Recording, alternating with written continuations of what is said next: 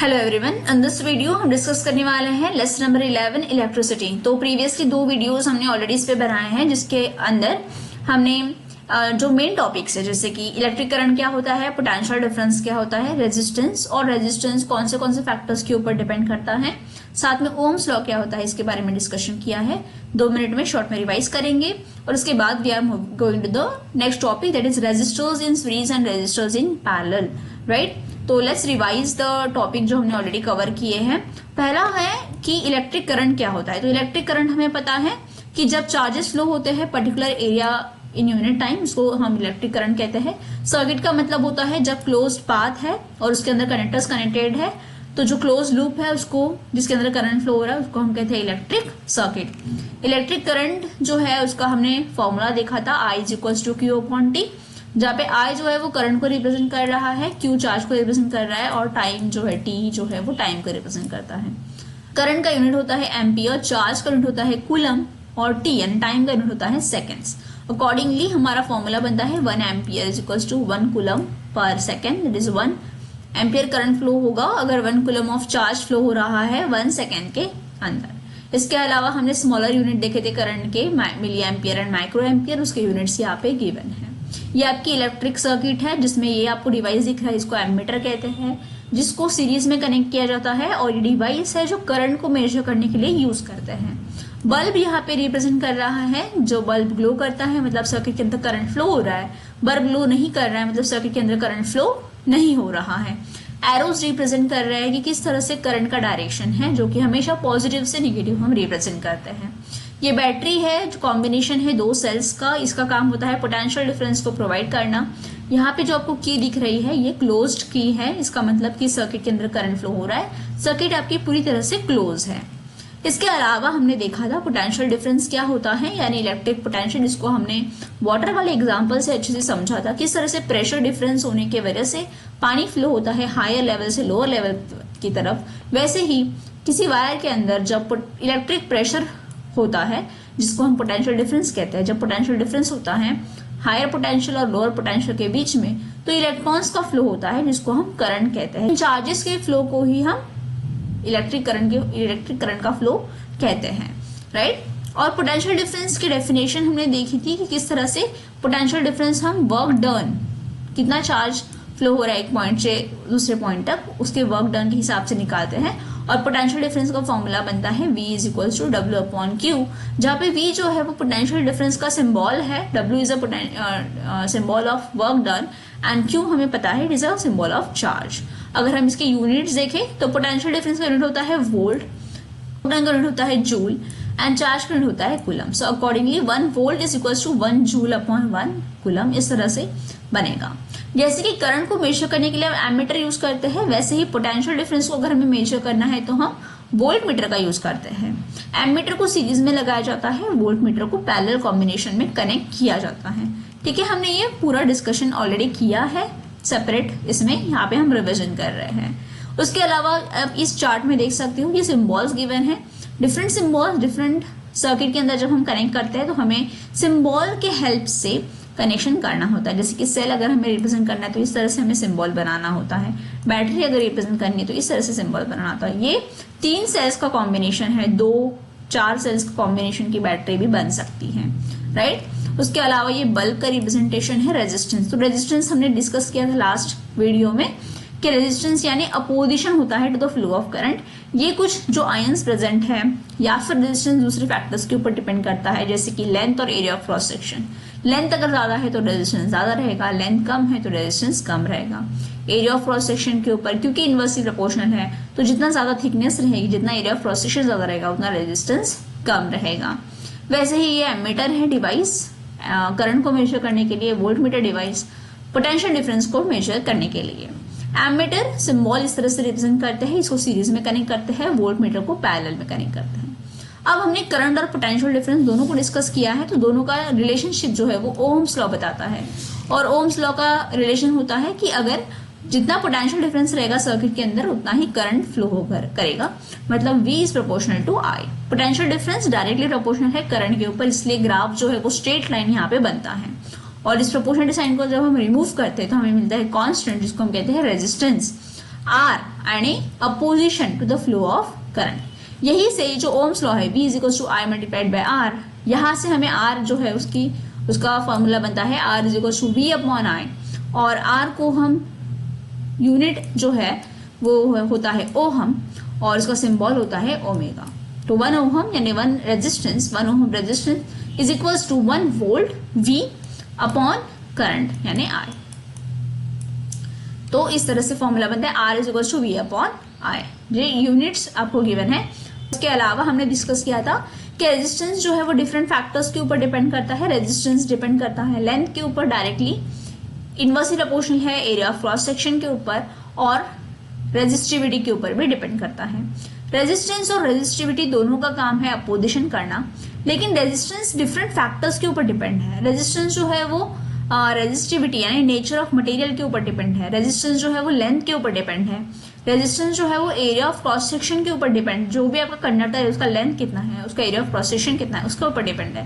Resistivity की अगर हम बात करें, क्योंकि नेचर ऑफ मटेरियल है, तो रेजिस्टिविटी सिर्फ और सिर्फ नेचर ऑफ मटेरियल और टेम्परेचर के ऊपर डिपेंड होता है। तो resistivity is the nature of material की नेचर, यानी कॉपर का है आपका कंडक्टर, एल्यूमिनियम का है, आयरन का है, ठीक है, सिल्वर का है। तो नेचर ऑफ मटेरियल के ऊपर डिपेंड करता है, और टेम्परेचर कि उस मटेरियल का टेम्परेचर क्या है उसके ऊपर रेजिस्टिविटी डिपेंड करेगी। Resistance length area of cross section के ऊपर डिपेंड करेगा, साथ में रेजिस्टेंस रेजिस्टिविटी के ऊपर भी डिपेंड करेगा, यानी नेचर ऑफ मटेरियल और टेम्परेचर के ऊपर भी डिपेंड करता है। रेजिस्टिविटी का यूनिट होता है ओहम मीटर। तो यहाँ तक हमने डिस्कशन किया था। यहाँ पे हमने ये चार्ट को डिस्कस किया था कि रेजिस्टिविटी जो है वो कंडक्टर्स की कम होती है और एलॉयज की, इंसुलेटर्स की ज्यादा होती है, right. Now we are going to discuss resistors in series. System of resistor मतलब अगर एक रेजिस्टेंस है, सर्किट के अंदर रेजिस्टेंस नेचुरली प्रेजेंट है लेंथ और एरिया ऑफ क्रॉस सेक्शन की वजह से, लेकिन हम एक्सटर्नली रेजिस्टेंस दे सकते हैं। एक्सटर्नली हम कोई डिवाइस है उसको कनेक्ट कर सकते हैं, जिसको हम कहते हैं रेजिस्टर। तो रेजिस्टर ये एक डिवाइस है जिसको अगर हम कनेक्ट करते हैं, कुछ इस तरह से दिखता है, इससे स्मॉल यहाँ पे होल होता है, ऐसा छोटा सा होता है बिल्कुल, ठीक है, इस तरह से होता है ये रेजिस्टर। इसको जब हम कनेक्ट करते हैं सर्किट के अंदर तो हम रेजिस्टेंस को इंट्रोड्यूस कर सकते हैं।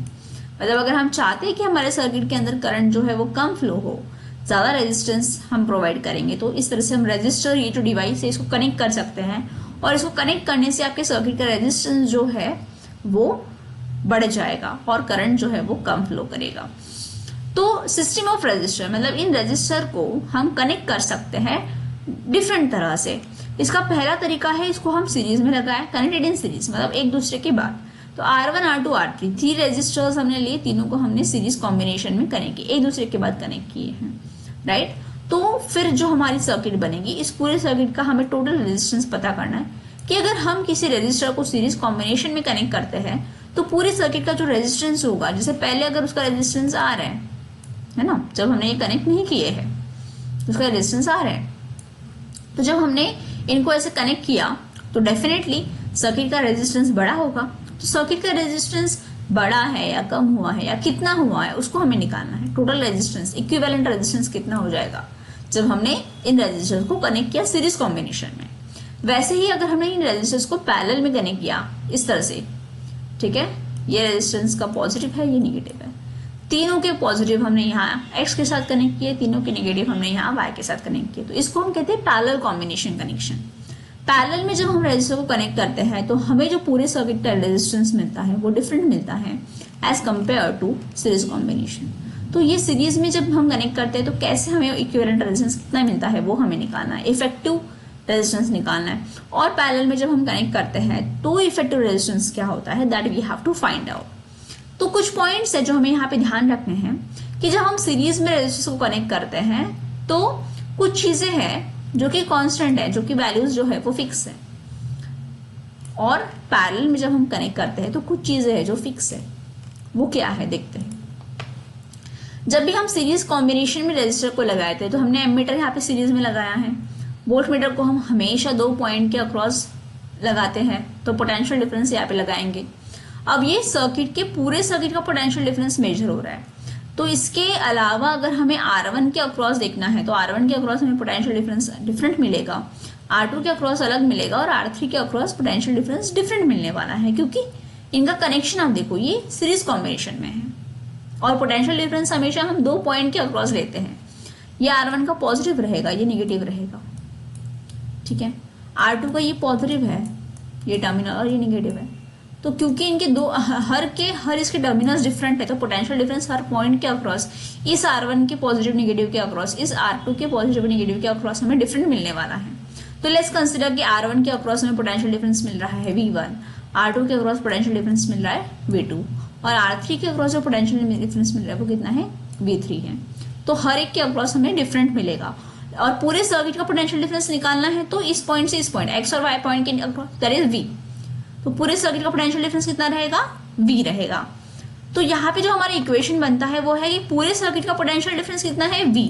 किसके बराबर है वो V1, V2 और V3 के बराबर है, मतलब V1 plus V2 plus V3 के बराबर रहेगा। सीरीज कॉम्बिनेशन में ऐसा होगा, सीरीज कॉम्बिनेशन में पोटेंशियल डिफरेंस इंडिविजुअली डिफरेंट रहेगा और पूरे सर्किट का पोटेंशियल डिफरेंस निकालना है हमें, तो V is equal to V1 plus V2 plus V3 करना पड़ेगा।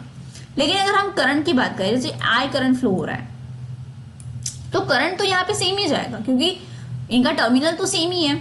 तो यहाँ पे जो करंट जाने वाला है R1 के अंदर वो भी कितना जाएगा, I करंट ही जाएगा। R2 के अक्रॉस भी कितना करंट जाएगा, I जाएगा। R3 के अक्रॉस कितना जाएगा, I। तो करंट जो है वो यहाँ पे क्या रहने वाला है आपका, सेम रहेगा। सीरीज में करंट कितना कैसा रहेगा, सेम, लेकिन पोटेंशियल डिफरेंस कैसा रहेगा, डिफरेंट, राइट। और हमें पता है ओम्स लॉ क्या होता है, पूरे सर्किट का ओम्स लॉ क्या बनेगा, V is equal to I multiplied by R, ठीक है। और हमें ये R जो है निकालना है।